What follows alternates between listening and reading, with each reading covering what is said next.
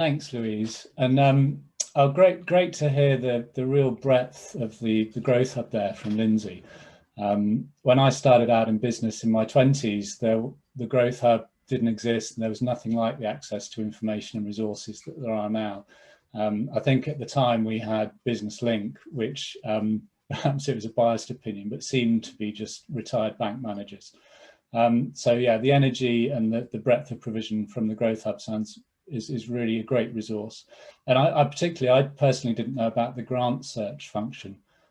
So that sounds incredibly valuable to businesses, as money is always part of the picture.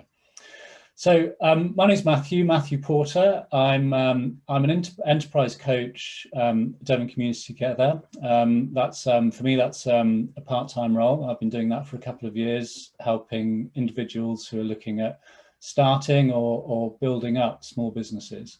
I also run my own coaching practice, and I coach people all over the world through the gift of Zoom, notwithstanding the login issues sometimes.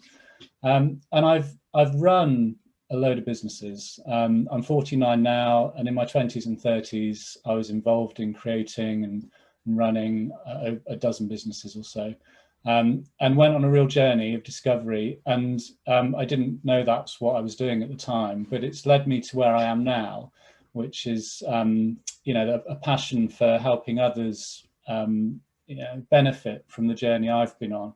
And I've pieced that commercial experience and hard-won commercial experience together with some, professional certified coaching skills in my 40s, and that's what leads me to today. So I wondered how to approach this when Louise invited me to contribute and share some of my experience, and then how that connects with the work I'm doing with people looking to start or grow small businesses across Devon. And I have got some slides which I'm just going to use as a bit of a prompt as much as anything, just to share with you. And I've called it Finding Balance. So I'm a 49-year-old entrepreneur and business coach. I've got a house full of kids. I'm working my converted garage, which is my office, my dedicated coaching space. And the journey and I'm going to do three things with you in this short talk. I'm going to share with you my story, then I'm going to share with you the business model that inspired me to create, and then I'm going to share some stuff on the strengths-based coaching that I do. So this is a story about finding limits and not noticing the balance while running businesses in my 30s. So we were working in the marine leisure industry, had a charter business with 13 bases, 10 in the UK, 3 overseas. We had a yacht brokerage with several outlets. We got into new boat distribution. We went through different business models. We went through a franchise model, and then sold off the master franchise, and then shifted to a dealership model. But it was all about selling these things, these fantastically beautiful French sailing boats. This is what really leveraged the start of the business and the growth of it. And we were an SME, and we grew, and we went through all of the ups and downs. We had to figure it all out, and it was pre, the internet was just starting. So the access to information was very limited in the way that we were running the businesses, and it felt like quite an insular process. It felt like quite a lonely journey, and it felt at times like it was us fighting the world, and we had to really work hard and fight hard in the work that we were doing. And we built up, when we started, it was family, so it was my mum, my dad, myself, my brother, and we sort of, a bit like when you go for investment, you reach out to the people you know first, right?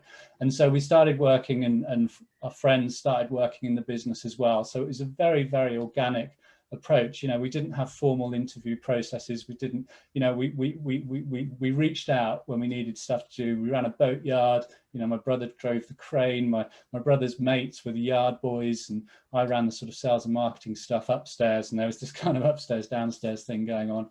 But it was really organic. It was utterly unplanned, and it was really fairly unsupported as well. So we very much felt like it was us against the world and trying to get done what we wanted to get done. This is a photo of us on the stairs at London Boat Show at some point in the late 90s, early 2000s. And you know, that was a show that we used to go to, and a lot of our business came from there. And we had to do £1 million worth of sales in 10 days. And there was 30 of us on the stand. And you know, it was really intense, really intense work.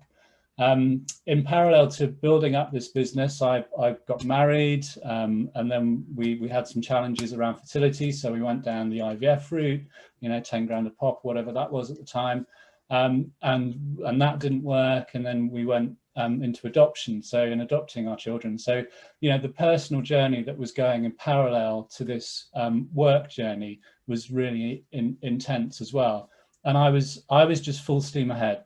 Everything I was doing in my work and in my life. So right, we do this then. Okay, well, that hasn't worked, we do that. And it was literally the same mentality at home and at work. If that doesn't work, we do that. If that doesn't work, we do that. And it was just, yeah, full steam. And I was indestructible, right? In your 30s, you just are, aren't you? And you think. And then there's a couple of my daughters on our boat at the time. They're all teenagers now. The one on the left with the green hat's 18. So yeah, so it's all evolved, but it was incredibly intense and busy period for me, and I was working 7 days a week. So we were in the boat business, and when do people look at boats and buy boats and have boats handed over? It's at the weekends. So we're working flat out Monday to Friday doing everything, and then at the weekends it's all client facing time. So the business was a 7 day a week business, and I just thought that was normal and did it, and yeah, and it just played out that way. And my wife at the time just was super accommodating, and one of the consequences was that, you know, daddy, not now, honey. So that was the dynamic. I never had time for anything that wasn't on my task list. Right, I'm doing this, I'm achieving this, I'm achieving this. In the gaps, I sat and had a beer, and that was the kind of rhythm. We grew a business from, well, when it started, it was 50k, 500k to 1 million, and then 5 million. And you know, you'll know people who've been on that journey, and Lindsay, you'll be working with businesses and who are on that journey, and it's just incredibly up and down, and it's forward and backwards, it's up and down. You know, there's no straight line growth here. It's, you know, 2 steps forward, 1 step back, all the time, with massive challenges and successes along the way. But it takes its toll. We ended up, because of the volume of business we were doing, things don't always play out right. We ended up getting into partnerships that didn't play out, commercial arrangements. We ended up getting involved. I got involved with the company as a co-director, and then it didn't work out between me and the director. And we ended up in court, and I was trying to defend some big claim, stood in court, and just, you know, wow, bewildered, stressed up to my eyeballs, not knowing what was going on. So where I found my limits, I went to the doctor, and I had this pain, this real pain in my face, and the doctor said, Matthew, you were here the same week last year, and he identified that what was happening was that the 3 weeks before the London Boat Show, which was early January, so in December we were doing the setup, I just crashed every December. The stress of, I guess, going into family Christmas, but building up the whole boat show thing, which is just a massive logistical challenge, and then the sales pressures that were on us to achieve, and just checking into the hotel with 10 people for 10 nights, and the cheapest hotel was 10 grand up front, bang, and that's just the hotel bill. You know, so it was really intensely stressful, and I got neuralgia.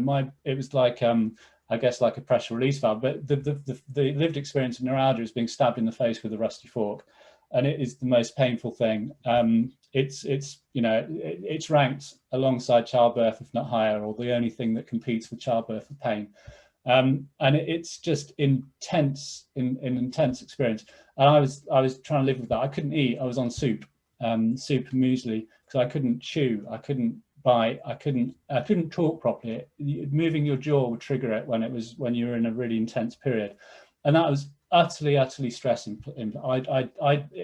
That distress, and in life, all of your distress is self-generated, right? And you only learn that when you grow. But at the time, it felt utterly unfair, but it was completely self-inflicted. I'd just been pushing and pushing and pushing and not taking care of myself at all. It wasn't on my list. Taking care of myself wasn't on my list because I was bulletproof. I had things to do. I had to provide. I had to achieve. I had to get to the next target. And yeah, so I got neuralgia, and it's, and that doesn't go away. Once you get it, there's no treatment. The only thing you can have is the nerve cauterized, usually with a bit of slack mouth. The drugs they give you are anti-epilepsy, which like mom you out. So I used those for a while, but I stopped, and I found an alternative way of dealing with it.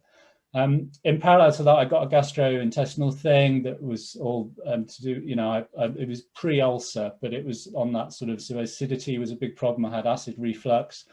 I ended up in an emergency doctor in London at 8 o'clock one night, mid-boat show with it. And the pain was just intense from my chest. So I was getting physical wreck, right? And, obviously I wasn't going to the gym or doing any sport either. And I wasn't taking care of what I was eating or what I was drinking. I was just working hard, and this is what you do. And the answer was to work harder. That's what happened. Something's not working, work harder. And it was just wrong.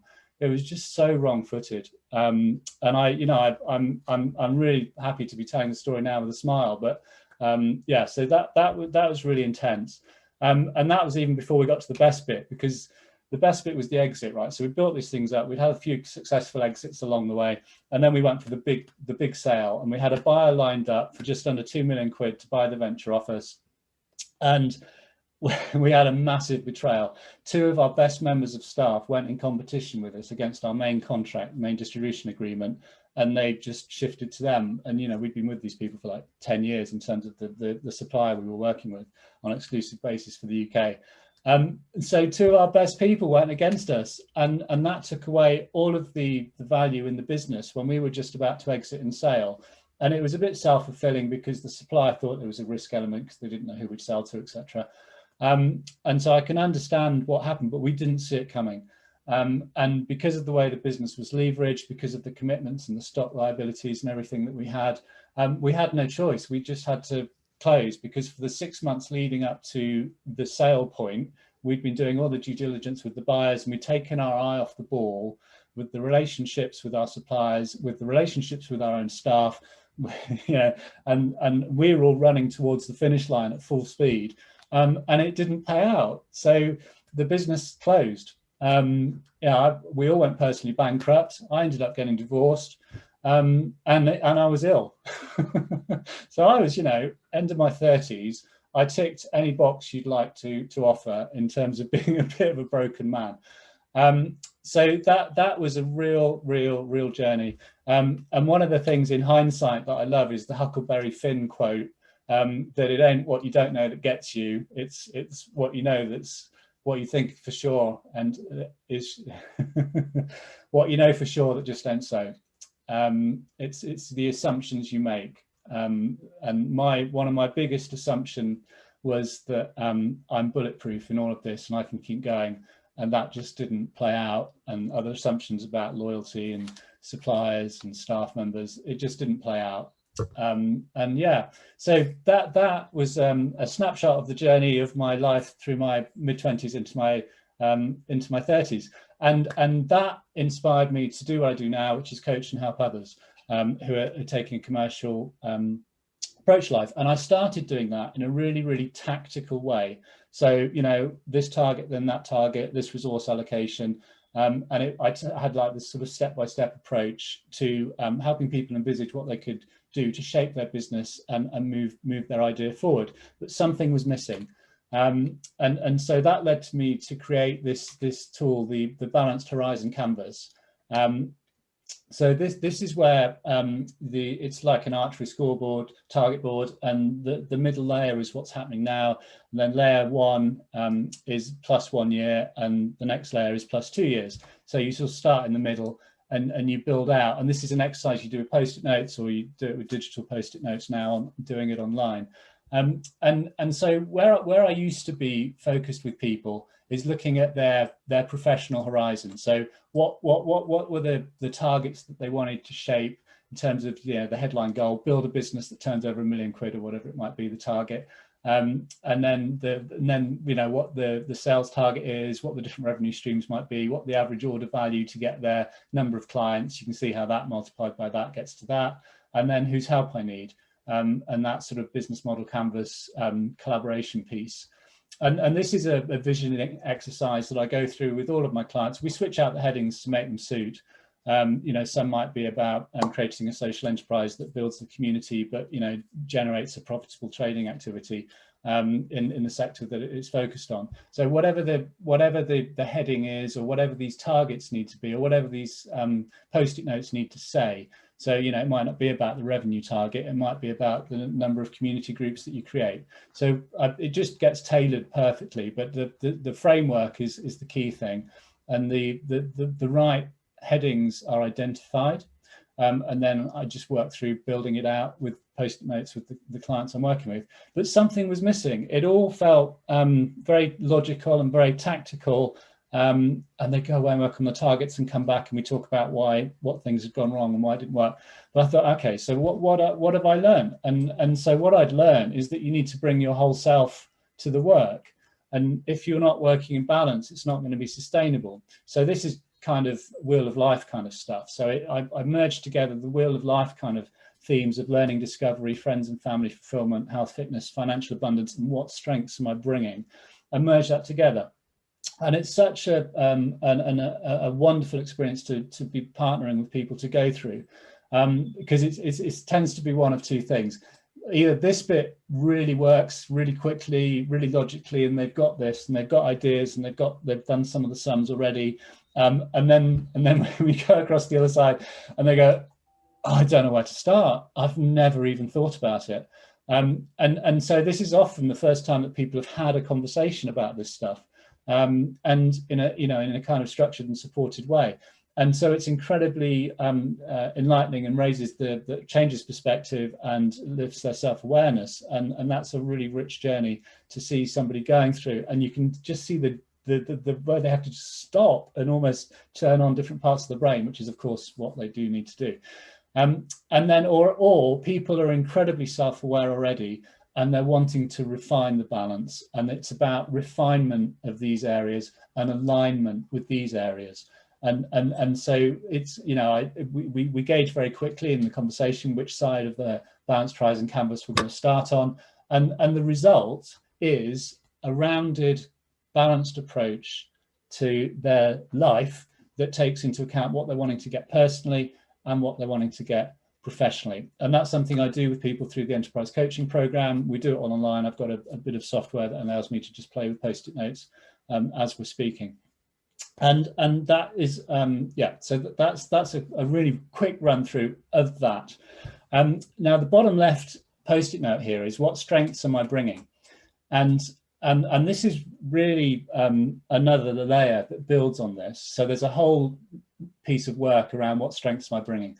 So I tuned into the work of the VIA Character Strength Survey, which work that came out of positive psychology, and all the work that Martin Seligman done 20, 30 years ago, the godfather of positive psychology. And it all starts with, as a society, we tend to focus on the weaknesses and fixing weaknesses, but this is a strengths-based approach. So why strength? So this is about, and this is an extract from the deck that I work with people. So this, learning more about your positive qualities, gain tools that will help you put your strengths to work in your life. So people tend to focus almost entirely on what's wrong, their problems, their struggles, their stresses, and often lose sight of what's good and what's strong. So character strengths can help you increase your happiness at home, work, your relationships, balance with your health, performance at work, achieving your life goals. And it shifts your focus from what's wrong to what's strong. And so the it establishes that we each have 24 character strengths to draw upon in our life and in our work: creativity, curiosity, judgment, love of learning, perspective, bravery, perseverance, honesty and zest, love, kindness, social intelligence, the teamwork, the fairness, the leadership, forgiveness, humility, prudence, self-regulation, appreciation of excellence or beauty, gratitude, hope, humor, and spirituality. So this work I do with people, it just lets people recognize, wow, so I've got a whole toolkit full of strengths that I can lean on at any time. And people just don't carry that in their heads often, that, okay, so what handful of strengths am I recognizing and showing up with most of my life right now? Okay, so I'm kind of creatively led. I've got high levels of love and humor. Okay, so what handful of strengths might I need to start my business or get it to the next stage I want to get to? Okay, so that's going to probably take some bravery, some perseverance, and a bit of self-regulation, for example.